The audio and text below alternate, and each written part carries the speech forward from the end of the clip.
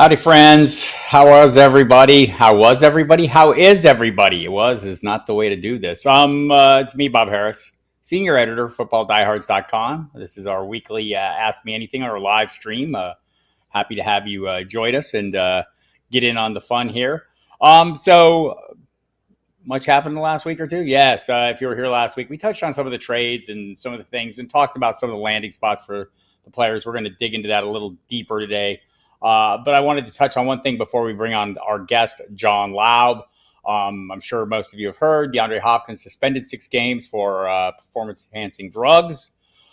He is shocked by this, as players often are. They do tend to pay a lot of attention. Hey, Scott, me and the cats are fantastic. Thank you. And John Laub, coming momentarily, asked the same question. I appreciate everyone's questions about my cats because they're my favorite things next to my fiance.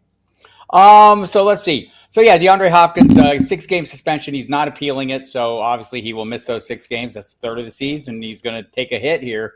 And maybe this adds a little clarity to the Marquise Brown trade, right? I mean, aside from the fact that Marquise Brown did not want to play in Baltimore anymore.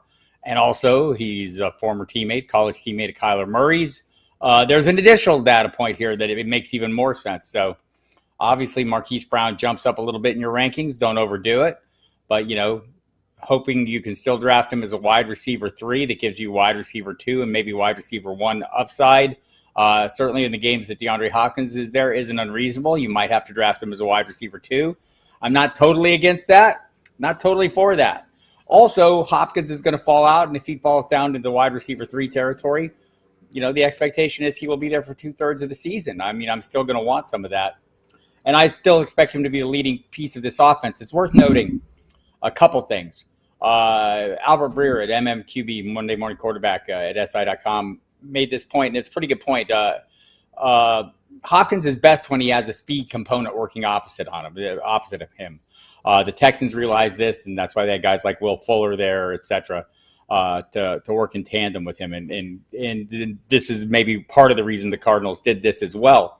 Also, DeAndre Hopkins is owed a hell of a lot of money next year. He's going to have to produce this year to stick around next year. If he doesn't stick around next year, hello, wide receiver 1 named Marquise Brown. So also seems like this might have been a bit to, appease, Kyler Murray, right? They got the contract issue coming up. I think they seem to be past the worst part of that. Just like it sounds like Deebo Samuel is through the worst part with the 49ers. And so it seems like these guys have come to grips with the fact they're not going to get their deal today, but they are going to get paid, and it's just a matter of when. And probably, I've talked about this a lot on this live stream, is, July through all the way up to September are the sweet spot for these deals to get done. So don't be surprised if they end up being happy. I talked to Cam Inman of the San Jose Mercury News just the other night about Deebo Samuel, and that's kind of his expectation with Deebo as well. Seems like, and by the way, Deebo back following and liking things on the 49ers social media. So this is how the kids do it. And maybe that's an indication as well of what's to come. And as I always tell you here on this live stream, the public portion of negotiations are always the most contentious portions of these negotiations. That behind the scenes, things are generally much calmer and more professional than they appear to be, from people talking smack on Instagram lives and Facebook chats and FaceTime videos. So there we have it. That'll set the table. Now I want to get into the meat and taters today. By the way, Scott Kobe asked, where am I drafting D-Hop if I draft him all? I'm looking to reap a little value on him. If he falls outside the wide receiver 3s, I'm going to be all over him. I'm going to consider him, depending on roster construction, as a later wide receiver 3. And, you just got to mitigate and figure some things out. I mean, in best ball, you're not having to, you've got to figure it out in the draft. In redrafts, we'll have some time to think things through and see what other players are rising up and how we can fill that void while he's out. But having him on your roster seems like not unreasonable. Expecting him to be the wide receiver 1 in this offense when he's back. Some of the issues with this offense we know. I mean, DeAndre Hopkins, Cliff Kingsbury's offense, everyone runs out of the same spot, right? DeAndre Hopkins always lines up on one side and does the same things, yet he's still been pretty effective, and he plays with a really good quarterback when Kyler Murray's healthy. So I'm not against drafting him. Would prefer to get him as, a wide receiver 4. Don't know if people are going to fall that far off the beaten path. If they do, I'll be all over. All right, let's bring him in. The one and only, the Gridiron Scholar. You can follow him on Twitter at GridironSchol91. His name is John Laub. He has long been our resident rookie expert here on the website. And if you go to the website right now, footballdiehards.com, you will find his new articles are up. His fantastic freshman for 2022, parts 1 and 2. And, John, thanks for coming on. Welcome in this morning. Appreciate you showing up. Hey, thanks for asking me on, Bob. And, I'm just starting my season-long rankings now that the draft is over. And the Cardinals are a conundrum. It's just very hard time unraveling that roster and who we like. So it's good to listen to you talk about DeAndre Hopkins because that's definitely tough right now. Yeah, getting the questions, John. How are you doing this or viewing it, handling it early? What is your point of view, as to where you might be still interested or uninterested? Maybe you're just out, right? I mean, it's possible. Yeah, well, I will say this. I'm not taking him as a top 24 wide receiver. I might find value as a third receiver if we're getting to like the number 32, 33 receiver off the board. And I would be willing to reach for him or try to acquire him at that point. I haven't made my final, top 60 wide receivers, but he's in that range. I agree with one thing you just said. If he reaches outside the top 36, I'd be really happy to have him as a fourth receiver. Yeah, I think that's a fair, I think that's a pretty fair assessment, right? I mean, we get caught up in the moment and we look at the narrow band of what's happening in the immediate moment. And what's happening in the immediate moment is he's going to miss 6 games. There's a lot of players that miss 6 games. And we're fine having them the times they're on the field. And how we fix that is mitigating it through our drafts and building our rosters. I always say this, you can have a risky roster without being all that risky, right? I mean, every player has inherent risk. You have to build depth. That's why you have room to build depth and room to add players that can help you and carry you over that time. And also in redraft, let's so in best ball, like if you're playing best ball right now, what you get is what you see is what you get. You have to take a little different approach. But in redraft, there's a thing called free agency in the waiver wire. And this is how you save seasons, especially at running back. As we all know, there's going to be running backs that nobody drafted that win you titles every damn year. And you have to be quick on the waiver wire, right? And so, John, in the rookie class, and again, if you're just hitting this live stream for the first time, wish you would hit the subscribe button, the notification bell, hit the like thumbs up there if you like what you hear, and say, no, I dislike you if you dislike us, because we like it when you dislike us. No, we don't. But we like to get the interaction and hear your thoughts, and we'll make adjustments. Ask for your questions. Scott, just before we get into the rookies, Scott wanted to know, hi, Andrea. She is never drafting DeAndre Hopkins in her redraft. And I kind of get that. I mean, I'm probably going to draft him if the price is right, but only if the price is right. Scott Kobe, John wants to know where you're drafting Marquise Brown. I'm hoping he remains in the wide receiver 3, even wide receiver 4 territory. I think this will climb. People tend to react in the moment, a little bit, maybe without really thinking it through. Where are you at on this one? I just was finishing. I have him at like wide receiver 22 right now. I don't have the number, the file open right in front of me. But I would feel comfortable if I went running back heavy. Let's say I got 2 out of the top 3, 2 running backs in the top 3 rounds, 4 rounds, and I needed some value, especially like a home run hitter like Marquise Brown. I could be okay with them as my second wide receiver because I do think there's, playing with Kyler Murray at Oklahoma. I do think these 2 young men like each other, and I do think there's some, natural likability with them as a pass catcher quarterback combo. So I'm okay with that. I would love to have him as my third receiver. That would be the idea situation. He fell to you, and he's your third receiver, especially with those big plays that you can expect throughout the season. But they're random, right? It's hard to predict when they're always going to come. Maybe a little better for best ball. I have him at 25 right now, just outside the wide receiver 2s. And I have Hopkins at 35, right inside the wide receiver 3. So I have them both in the same spot, not quite in the same tier. And like, I get what Andrea's saying. I mean, just avoid the hassle. Don't have to worry about it. And it just may go further. Does this go back further, Andrea? Like, you're starting to get concerns about the injuries, etc. I mean, that's a viable thing too. I mean, he's not a spring chicken, and that's one of the things that Albert Breer talked about in his article is, given the money and or the health issues from last year, then this suspension, all these things, he's going to have to play really well when he returns to be on this roster next year, is what it sounds like, given his contract situation. That's not the case with the rookies, John. They're going to be on their rosters this year, most likely next year, unless they're really horrible. The top guys, I think, Breece Hall, we can make an argument, and you don't have him quite on the same tier, but Kenneth Walker, and we'll get into it. Yes, we'll get to that. Mark Spafford, hang tight, and we're going to talk Skye Moore a little bit and talk about the rest of the wide receivers as well. But Breece Hall, is the top of the pick, top of the list, right? How much of this is because the Jets moved up to get him? Clearly view him as the at least the between the tackles component of a committee. If not, maybe a 3-down back, and maybe Michael Carter takes a further back seat. How do you see it? I remember we spoke on the Friday night of the draft, Bob, and I had spoke about Garrett Wilson and how I like how the Jets are building this offense. And their offensive line is underrated. If you go to PFF and you go to sites that rank offensive lines, the Jets, I bet you most people don't realize how well they played and how their scores came out. And that was without Becton, the first-round pick at tackle, if he can return. So I think there's a real upside with this New York offensive line. And I was Breece Hall pre-draft number 1 running back. I thought you were saying something. So no, go ahead, John. I was on him number 1.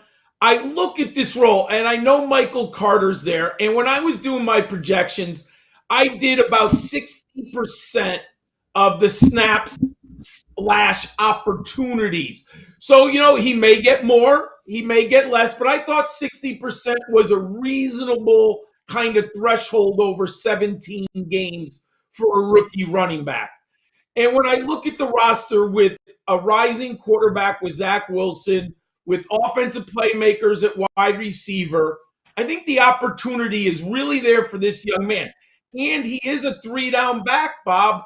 I project him at 32 receptions. I'm a little conservative on my projections, but 32 receptions is, if he plays 17 games, less than 2 receptions a game, and 10 total touchdowns. So I have a goal line back, a pass catching back, and I have him at 960 yards rushing. I think those are fair, reasonable numbers. And to me, if you can get that type of running back, I'm all in. I would love to have him as a second running back, late round 2, early round 3 on my fantasy redraft roster. And of course, in my book, he's number 1 dynasty running back. So, you have a top tier, John, in your rankings. Of course, as the Gridiron Scholar, we have the summa cum laude tier. And then the next tier, you have Kenneth Walker right after that. And this is not to say this is not a good player. Why is he not in that top tier overall, going to Seattle, where we know they're going to run? They don't have a quarterback. They do have Rashad Penny. Is that kind of the hold up right now for you, or is that explain the tier? Yes, to me, the teardrop is the fact that we don't really know how good Rashad Penny is going to be. Now, I don't expect him to replicate. I think it was the last 6 games of the year, 7 games of the year. He was outstanding for the Seahawks. And, he helped me. You just mentioned at the top of the show how, running backs come out of nowhere and help you win fantasy championships.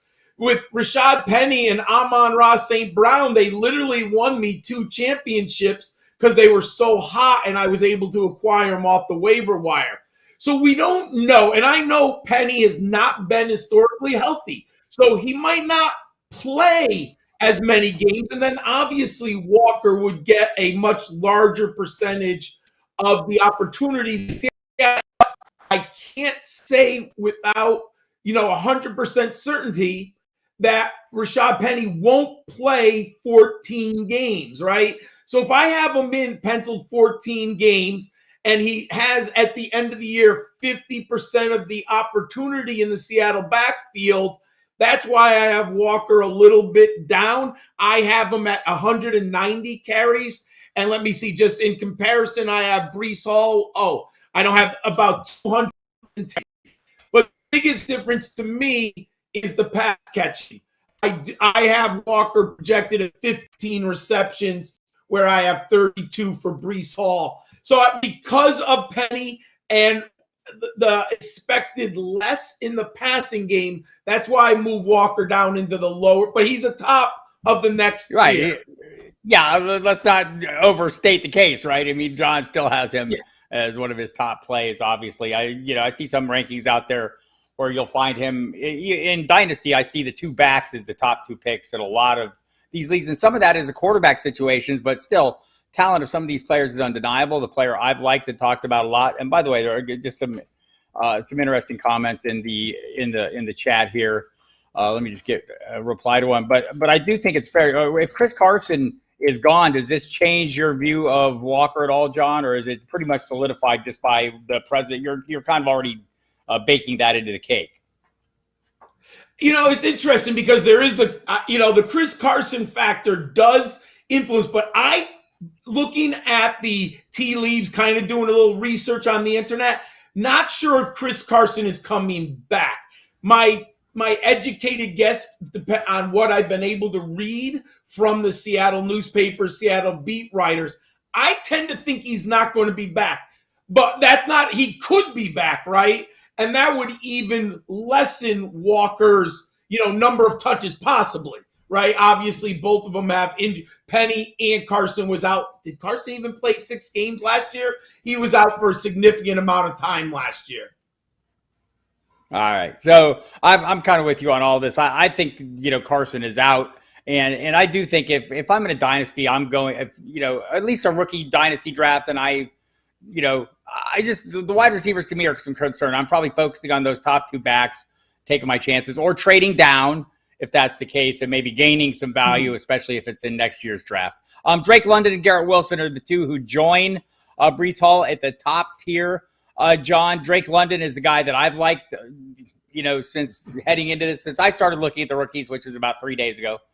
No, not that long ago, but I don't put the work in. John does. John, this is a year-round endeavor for him. But Drake London was the guy that struck me, and my concerns with him, John, prior to the draft were that it was kind of a limited senior year, right? He was injury-shortened year.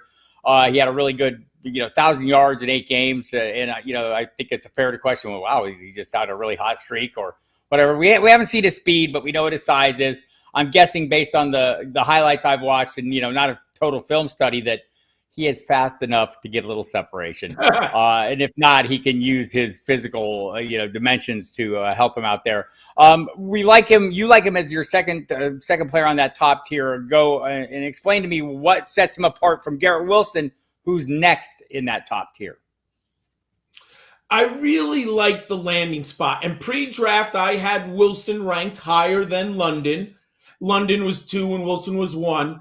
But when I look at the depth chart in Atlanta right now, it's not very enticing at the wide receiver position. They've lost in the last 2 years Julio Jones. We don't know about Calvin Ridley, right? I mean, he has suspension. How long is he going to be out? But I'm going to figure at this point it looks like he's not going to play next year. And Russell Gage signed with Tampa Bay. So when I'm looking at the depth chart and I'm thinking game script, right? Vegas isn't very bullish on the Atlanta. I think their over-under is 4.5 wins. I looked at it quickly a couple of weeks ago. So what does that tell me? That you have a game script in which Atlanta is going to be playing from behind very often. And I just see a young man who has the body, the frame to handle the physical nature of the NFL and take a commanding role at the wide receiver position. You mentioned last year, Bob, he had 119 targets in 8 games. I mean, no matter what level of football you're at, you have to be well-conditioned, strong athlete to be able to take that much physical pounding at any level. So he has what I'm looking for as far as can he be able to handle the physicality of the bigger defensive backs at the NFL level? And is there another wide receiver on the roster that I can see lead the team in targets? And obviously, Kyle Pitts is a tight end. So, maybe Kyle Pitts leads the team in targets and London, but he'll most likely, in my book, be the team leader in targets. And he is good in the red zone, 6'4", 219. So the opportunities, I think, are greater in Atlanta. That's why I put him over Garrett Wilson. Yeah, and both, I think we could, for the sake of argument, just say they both have uncertain quarterback situations. You could tell London is slightly less certain. Just and I mean that could be a range. I mean, what if Marcus Mariota turns out to be that first round talent that he was drafted to be by Tennessee? I mean, I don't think that's the most likely outcome. But, I mean, there's a lot of rage here. And Zach Wilson improving notably in year 2 is also not outside the realm of possibility. So I think both these guys, Garrett Wilson, John, what does this do to your interest in Elijah Mitchell? So that's another factor. When I look at the Jets roster, I said to myself, Elijah Moore, I'm very bullish on. So obviously I can't project a first and second year player each to go over 1,000 yards. I mean, even though I like the direction the Jets are going, they also did just draft Breece Hall. Well, the best way to get a young quarterback to play better is to run the football. Maybe I'm old, but I believe if you run the football, it helps these young quarterbacks develop. So I think there is limited targets and opportunity. And I do like Wilson. I have him at 70 catches for 100 yards. But if I'm looking at ceiling, Drake London has a higher ceiling because the teammates just aren't comparable as far as competition for targets. Wilson has better playmakers around him than Drake London does. And Breece Hall will siphon some receptions out of the passing game, as well as Michael Carter. He can be a dynamic pass catcher. So there is, to me, less targets available for Garrett Wilson. Now, in the long run, I like him very much. I think the Jets are building a team around Zach Wilson to be successful. Yeah, I think that's a fair point. And that's, they talked about this going back to last year, John. That was their goal that they talked about right when they landed Zach Wilson. It's like, we're building a team around him.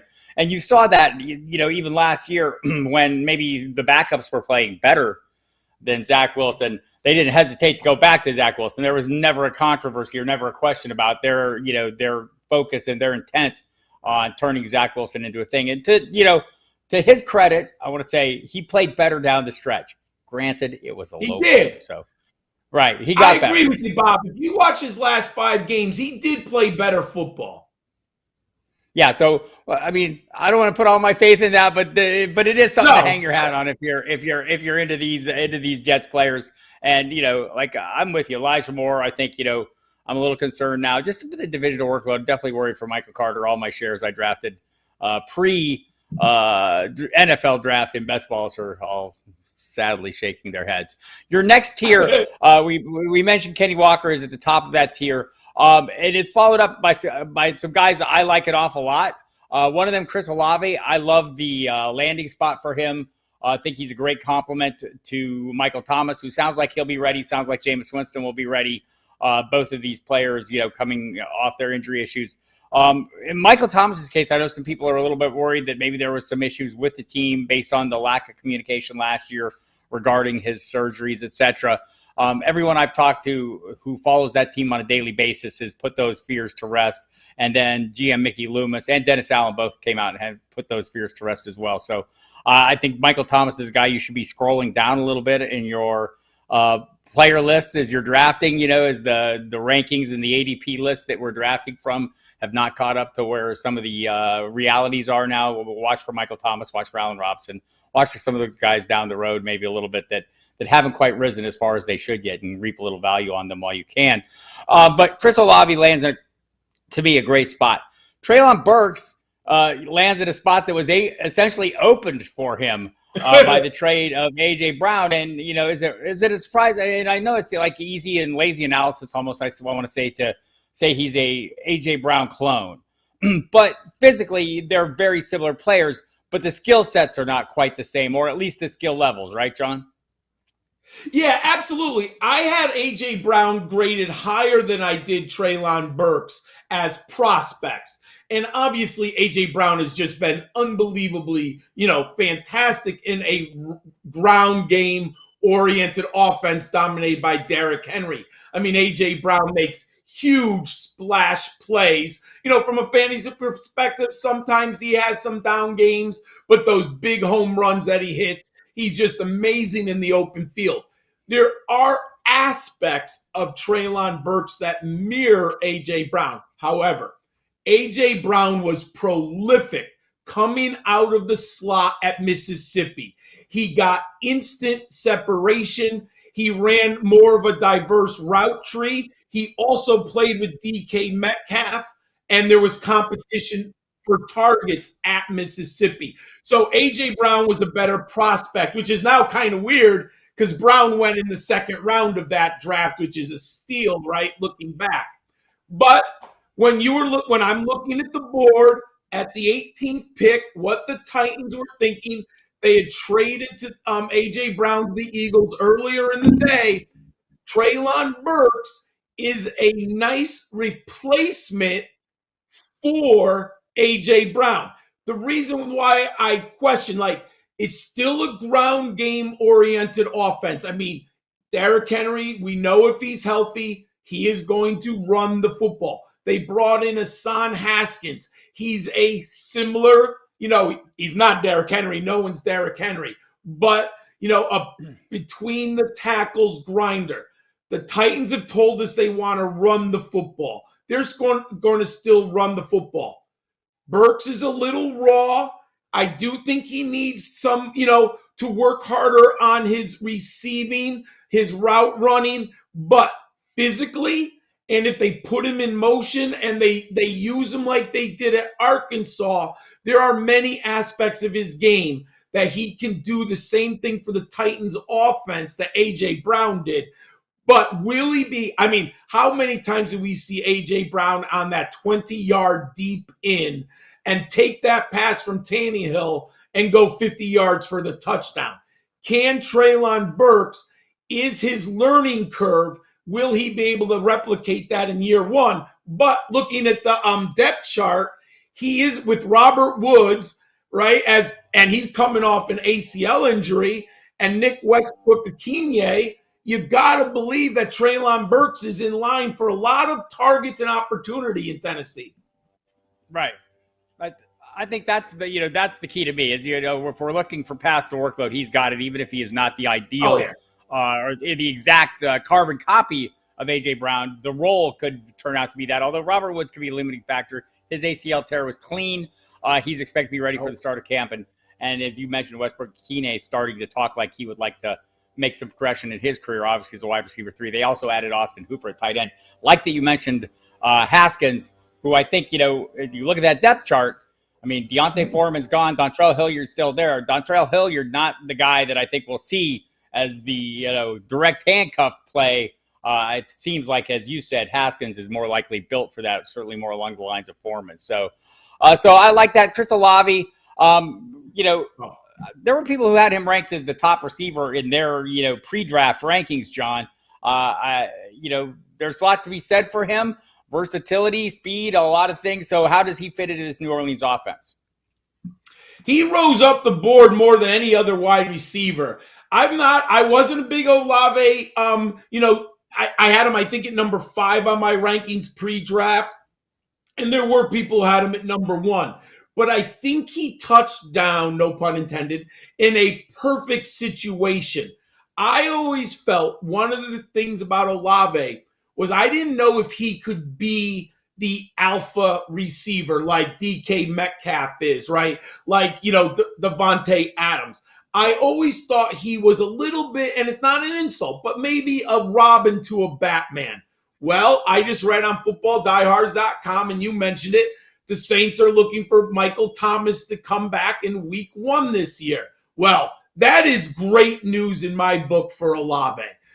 He's going to be in a situation with a veteran quarterback with Jameis Winston, and there's a lot of different perspectives on Winston, but he played well. I think the Saints were 4-1, maybe 5-1 with Winston last year when he was in at quarterback.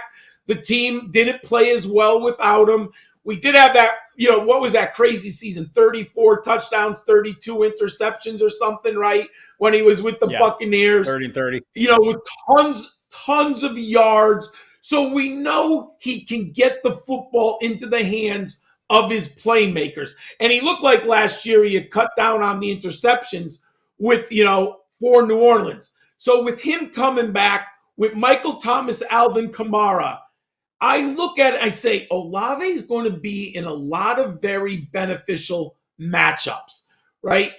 You've got to deal with Michael Thomas as the defense. You've got to deal with Alvin Kamara. You have a rookie wide receiver, in the lineup. You're probably going to put him in one-on-one matchups with the defensive back. Well, to me, that just says that Olave is in a really good situation to succeed. Also, they traded up to get him, right? They actually, some people, it looks like they gave up a lot of draft capital to acquire the Ohio State speedster. So when the coaching staff likes you, you have a new coach, and you're in this good situation with a veteran quarterback and a stud receiver like Michael Thomas, I really like Olave a ton now. Yeah, I do as well. And you mentioned Winston's big season with Tampa Bay, 33 touchdowns, 30 interceptions, over 5,000 yards. What was it, 5,100 yards back in 2019. Woo! So yeah, there's some firepower there. I do think it's interesting. We're going to move on to the next group because I think Mark Spafford, had a question about that. Skye Moore is the top guy, your guy at the top of the next tier, and he lands with the Kansas City Chiefs. We know why this is a good landing spot, because Patrick Mahomes is a good quarterback. What does Skye Moore himself bring to the table? Yeah, Skye Moore, if you would watch him at Western Michigan, he's a versatile receiver. He can play the X and he can play inside in the slot. So if you were doing your scouting and if you watch him enough, you did like his versatility and his ability to play different positions on the field. When you're the Chiefs and you're Andy Reid, I believe you want you want receivers who you can put at the X and the Z spot, which is interesting. I think this is very important. Juju Smith-Schuster, who they signed from Pittsburgh, by far is a better slot receiver. People always want to put him outside at the X because of his size, but if you look at the numbers, he excels in the slot. Andy Reid is much smarter than I am. I'm going to assume that Juju is going to command most of the snaps from the slot position or inside in Kansas City. Well, what does that tell me? They like Skye Moore because they can move him around that formation. They can put him at the Z and the X. And then the other two receivers right now, Mecole Hardman and Marquez Valdes-Scantling, I'm not sold on either one, Bob. They have moments, they'll probably, with Patrick Mahomes, they'll have a big game, probably worth drafting in a best ball. Very difficult in a redraft league to predict when they're going to go off. But if I look at the roster, and I think Skye Moore has a very good chance to be second in targets amongst these wide receivers. But then Juju and Skye Moore, I look at it and would believe that they're going to be first and second in targets, and you give me that opportunity with Patrick Mahomes, I'll take it all day, Bob. I would agree with that. I wonder, you mentioned all the pieces there. Travis Kelce's going to get his share of the targets. I think Juju, it's easy to forget how good he can be because health issues have been a problem. For the last 4 seasons, he had 2 fully healthy seasons. In those 2 fully healthy seasons, he combined for 200 catches or nearly 200 catches. So he has been pretty productive when he's on the field, right? And that's something we'll see. And remember, the Chiefs were after him last year.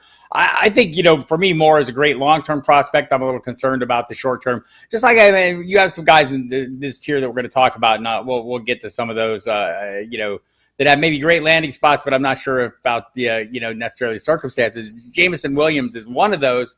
You have next up. I think most people would agree, John, and maybe even you, that he was probably the best pure receiver in this draft were it not for the torn ACL he suffered. He may have been the first receiver off the board this year. I know Aaron Rodgers considered him that. Yeah, I mean, Jameson Williams was special at Alabama. He just changed that offense around when he came over from Ohio State. I mean, it is rare that home run hitter, but this young man is a legitimate home run hitter in the Deshaun Jackson mold. And when Deshaun Jackson was at his peak with the Philadelphia Eagles, excuse me, everyone, and when he had Michael Vick who could throw the ball a country mile to Deshaun Jackson down the field, I think that is what Jameson Williams' ceiling can be. And that is even more valuable to an NFL offense because it just opens up so many other things underneath. However, there are rumors he might start on the PUP list, and that seems reasonable because you're looking at a long-term investment as the Detroit Lions in this young man. To me, there doesn't seem any reason to push it. The rookie has stated he wants to be ready for training camp, but the organization, I would think, has, they're looking at long-term. We'll know by August, late August. But from a dynasty standpoint, long-term, Jameson Williams has as high of a ceiling as anyone. And I do like how Detroit is putting together their roster right now, Bob. Yes. Yeah, and, we'll see what the quarterback situation is there. I mean, do not blame them for not drafting one this year because apparently none of those guys are any good. None of them are in your top grouping, John. No, they're not. Like it's just kidding there, people. We'll see if they're good or not. I hope that, by the way, the Chiefs talk covered your questions there, Mark. And if not, please put them in. Appreciate everyone coming today. Again, this is our weekly live stream. We're here every Saturday at noon. And you'll see John Laub here regularly, and myself, maybe some other guests, and we'll be doing your questions. And as we get closer to drafts, obviously we'll be working on a lot on these values of these players and some of the guys that have really good roles. Also, go to footballdiehards.com as well. After you subscribe to this channel, hit the notification button. Also, hit the like button here. If you like the content, you're welcome to hit that thumbs up. It helps us with the algorithms and gets people watching us. Appreciate that. So, go to footballdiehards.com and find all this more in-depth looks at all the things we're talking about today with John in his articles, fantastic freshman articles, his rankings here. I want to talk about the next man up. Jahan Dotson goes to the Washington Commanders. Talked to Pete Haley from NBC Sports Washington the other day. And I mean, I think it's fair to say that Dotson has a pretty good chance over this season as the primary starter opposite Terry McLaurin. I think Haley believes that they're going to retain Terry McLaurin over the long haul. That makes sense. Well, a lot of this depends on Carson Wentz's level of success there, right? And he wasn't bad from a fantasy perspective at Indy last year, as much as they hated him. And if you didn't hear, they said Chris Ballard said was on ProFootballTalk.com live and said basically we were going to get rid of him even if we made it to the playoffs. They just didn't like him. I don't like that guy. And the Eagles apparently didn't like him that much either. So we'll see what it's funny, right, John? It's good quarterbacks are hard to come by. Yeah, and from a fantasy perspective, I played Wentz a bunch of times in DFS last year. I have him in the Dynasty League that I play with you and Mike, that giant 32-team Dynasty League, and I had to use him a couple times. I wasn't over, he didn't hit the ceiling, but Wentz is efficient enough to get the football into the hands of his receivers. Not a perfect quarterback. I don't think he'll ever replicate, that 12 or 13 game run in the year in the Super Bowl before he got injured. But he still had over 20 touchdowns, and I don't think he threw very many interceptions last year for the Colts. And Michael Pittman was surely very good with Wentz throwing him the football. So I'm a little more bullish on Jahan Dotson. I've seen people who think that you shouldn't even draft Jahan Dotson in the first round. But I'm going to follow. I liked him before the draft. I was high on Dotson. He was my number 6, and I really liked the film. He's a little undersized, but they have McLaurin. And I think that is very important to the future success of Dotson. He doesn't have to step onto the field and be their total number 1 wide receiver. Let McLaurin be your stud. Let Dotson dominate in positive matchups that benefit him. I think, I'm more bullish than most. His speed, Bob, he was a track runner extraordinaire in high school. It shows up on the film. I really like this young man here. I'm hoping he falls to the second round of my dynasty drafts because I'll be all in, because I've seen some people like really down on him, but I'm not. I love him as a late first round value in dynasty. I think that makes perfect sense to me as well. And so we like him. James Cook, good landing spot. I want to talk about, we'll get to the couple other wide receivers. James Cook goes to Buffalo. They kind of foreshadowed this move when they tried to sign J.D. McKissic away from Washington. He chose to go back to Washington. They wanted a receiving back component in that offense to go with Devin Singletary, who was like running back 3 down the stretch last season, people. But who is going very late in drafts. And for this reason, we knew they were looking for another piece. They found that piece. I still think McKissic is kind of fairly priced. He's one of the last, starters off the board in most of the best ball drafts I've been in, and I'll take that, even with Cook there. But when you look at guys like Cook, I mean, he walks into a pretty certain situation. We understand what the role is going to be. But I know you've done some polling on Twitter as well. Dameon Pierce lands in a good situation in Houston, where he has an opportunity to play a lead role. We'll see, Marlon Mack will have something to say about that. Apparently, Rex Burkhead would like to say something about that too. He did it brief moments last year. But also, Isaiah Spiller, widely viewed as the 3rd best back in this draft by, I think, if I, went out and polled the rankings, I think that's where you'd see him. Goes to Los Angeles, where they've swung and missed the last 2 years on the complementary piece to Austin Eckler that they've desired. It wasn't Joshua Kelly. It wasn't Larry Roundtree III. Could be as Isaiah Spiller. And we mentioned Haskins, but also Tyler Algier is a guy that interests me a little bit, given the way the depth chart currently looks in Atlanta. Yeah, Algier is fascinating to me because I wasn't in love with the film.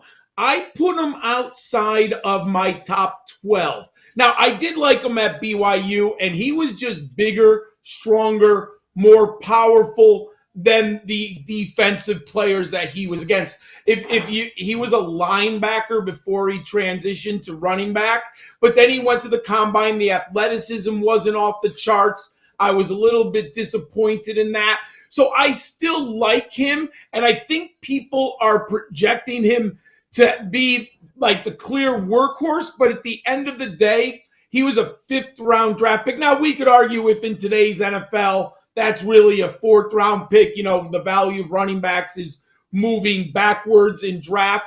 So I think there's hope here. I have him right now in my stupendous 60 rankings. I have Tyler Algier at 31. I think when you get into the 3rd round of a Superflex Dynasty draft, Algier is worth taking a risk on. I'm not going to reach for a running back like that because we have a lot of those running backs, and you just mentioned a ton of them, Bob. I'm willing to see which one of those running backs falls to me. And just to give you an example, so I have a Dameon Pierce at number 20 on my rankings right now, Isaiah Spiller number 26, and Haskins I have at 29. So I'm willing. So according to me, if the last man, Tyler Algier, is there in the 3rd round, I would be very happy to take him. And obviously the other guy I have at number 32, Tyron Davis-Price of the 49ers. But I think you have to understand what you're getting. They do have Elijah Mitchell, but he got 3rd round draft capital. But last year that didn't mean anything, with Trey Sermon. So who knows with the 49ers? Right. But that's why I have him below Tyler Algier. Hey Remy, thanks for coming on board. And I totally agree with all that. And any of these guys, I mean, especially right now in best ball, if you're taking their free square players, their last round players, maybe Spiller's going a little higher, just given the circumstances. We know Austin Eckler has, led the parade. I don't want that full workload, right? So that works in Spiller's favor for sure. But I mean, Pierce as well, a good spot for him. Hassan Algier, like Algier to me, if he's the starter, the week one starter for Atlanta, I wouldn't be shocked if he got cut prior to week one. I would get shocked. It's kind of a wait and see on him. But obviously, opportunities could be there for him. Let's get to a couple running backs or wide receiver here, John, before we cut you loose or start getting into the questions, at least before we cut you loose. You're not going anywhere. There's no escape, Laub. By the way, I like how John Laub says, according to me, John Laub has sources. They are John Laub. That's all he needs. Follow him on Twitter, @IronSkull91. Studies the film. It's his eyes, people. He's looking at the film, watching these players play. Nobody plays college fantasy football like John Laub, who just is steeped in the topic and knows all these players intimately just from having played them each and every week during their college careers. It's just like second nature. And so don't overlook that. And happy you're here taking advantage of that knowledge and happy to have him here with that knowledge. Christian Watson is the player I want to talk about next. We want to think, the landing spot here matters because it does. It's Green Bay. They didn't invest a first-round pick in wide receivers. We want to think Aaron Rodgers is angry. I don't know that he is or isn't. I mean, he's probably not happy with the way things played out. Also possible he has a big-ass chip on his shoulder because of the way things played out. And maybe he's saying, I'm going to turn this guy into a star, or at least try it. Like, we can go back and we can say Devontae Adams rookie season, what do you have, 60 to 70 targets? I mean, it wasn't a huge year, but also Jordy Nelson was there. So, we'll see how it plays out. But what does Watson himself, besides speed, bring to the table? He has much better size, 6'4" and 208.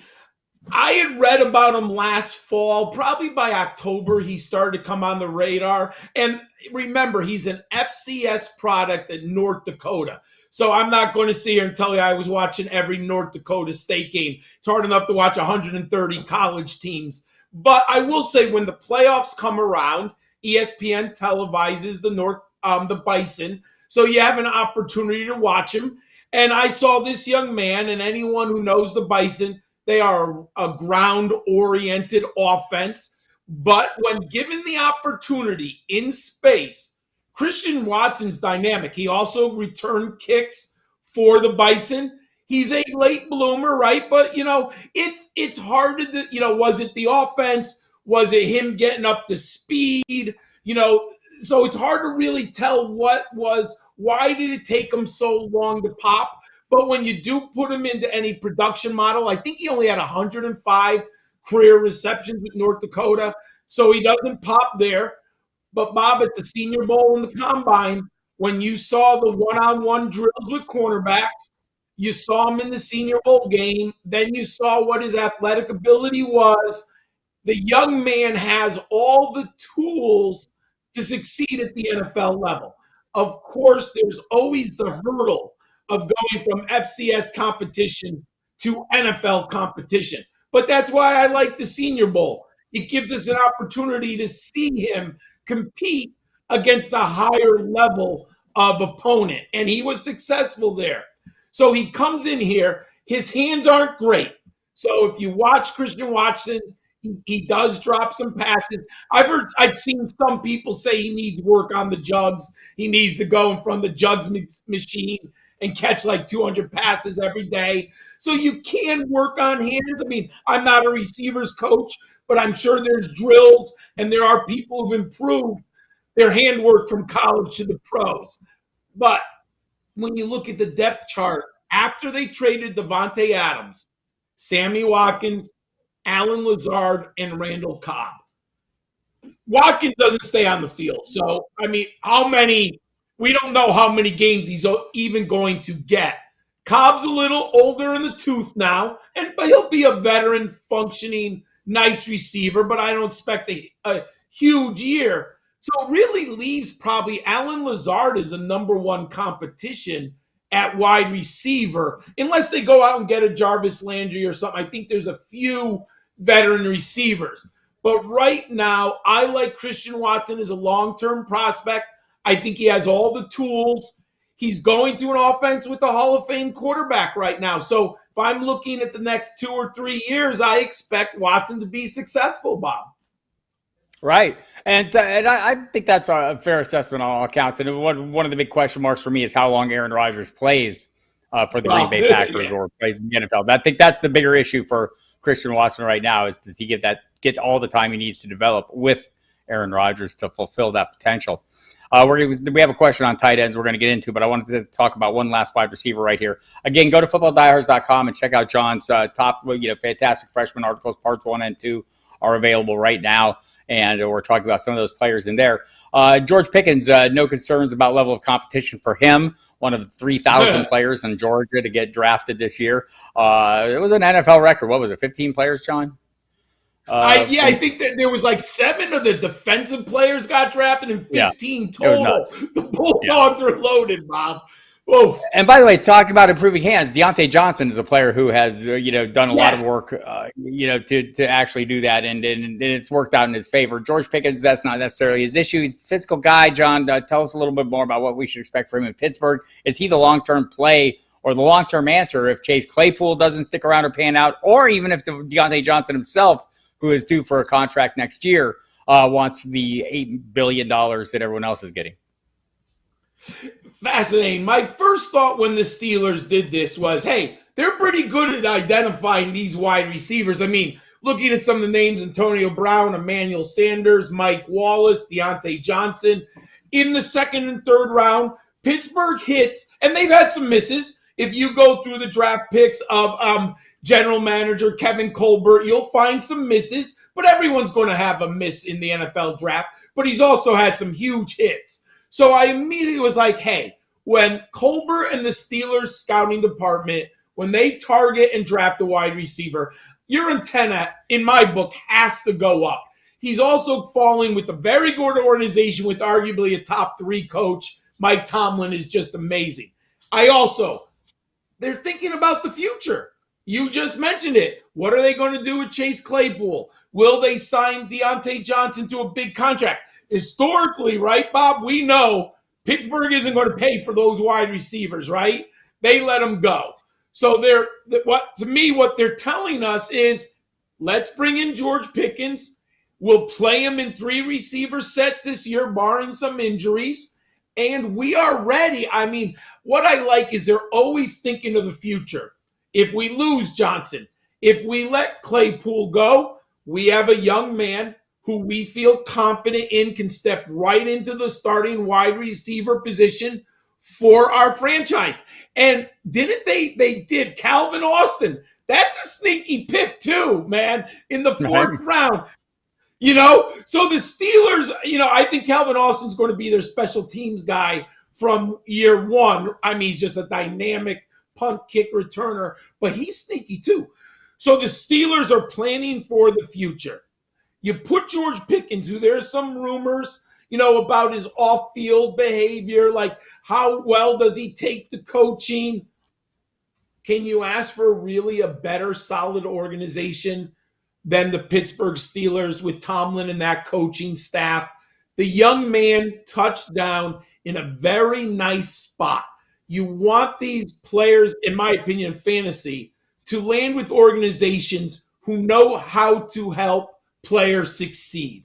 The Steelers at this wide receiver position know how to do this, and now they've upgraded a quarterback. I mean, look at Roethlisberger's a Hall of Famer, 2-time Super Bowl champ, but he has not been able to throw the football deep down the field over the last 2 years. Now you have Trubisky, you bring in Kenny Pickett. They're looking at the future at the quarterback position. So I like where the passing game is going in the future. That's why I got Pickens here. Now, he ran the 40 at the combine. The medical reports, we don't really hear any negative about his injury on the ACL. So that doesn't seem to be as big a concern as others. So I put him here in my first round draft capital and dynasty leagues. Yeah, I've heard people say that he also could have been among the best in this class, or would have been considered Yes. among the best in this class. So very interesting there. And by the way, Pedro Resto on the YouTube chat has advised me that the previous record was Ohio State with 14 players in 2004. LSU met that in 2014 or in 2020 with 14 as well. So the 15 players by Georgia was the record. Pedro also wants to know, John, about the tight end situation. Trey McBride goes to Arizona. Greg Dulcich goes to the Denver Broncos. There were other tight ends drafted. I know the Baltimore Ravens not content having the best tight end, fantasy tight end from last year, Mark Andrews. I know Travis Kelce still plays. Don't at me, people. That they had two of the pretty good receiving options, right? Charlie Kolar and Isaiah Likely. So interesting that they would do that. Any of these guys, any immediate impact tight ends is what Pedro's question is. It seems like that's rarely the case. Will it change this year? Will there be any Kyle Pitt type players here emerging?